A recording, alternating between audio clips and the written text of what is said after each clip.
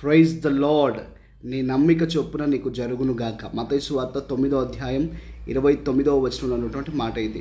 మన నమ్మకము ఎవరిపైన అంటే మన ప్రభువును రక్షకుడైన క్రీస్తు యేసు ప్రభువు వారిపైన ఉన్నప్పుడు జరిగేటువంటి అద్భుతాలు ఏంటో తెలుసా? బైబిల్లోంచి ఒక్క ఉదాహరణ గమనించినట్టయితే, కానా వివాహంలో ద్రాక్షరసం కొరత ఏర్పడ్డది.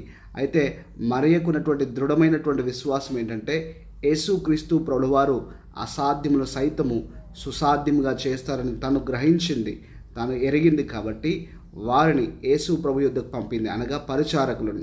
వారు వెళ్ళి ప్రభు చెప్పినట్టుగా చేసి ఒక గొప్ప అద్భుతాన్ని ఆ వివాహంలో చూశారు. ఈరోజు ఈ మాటలు వింటుండగా నీ వివాహ జీవితంలో కావచ్చు, నీ కుటుంబ జీవితంలో కావచ్చు, నీ ఉద్యోగంలో కావచ్చు, వ్యాపారంలో కావచ్చు, నీ వ్యక్తిగత జీవితంలో కావచ్చు, నీవు ప్రభు మాటకు చోటిచ్చి ఆయన చెప్పింది చేసినప్పుడు అసాధ్యాలను ఖచ్చితంగా అద్భుతాలుగా చూస్తావు.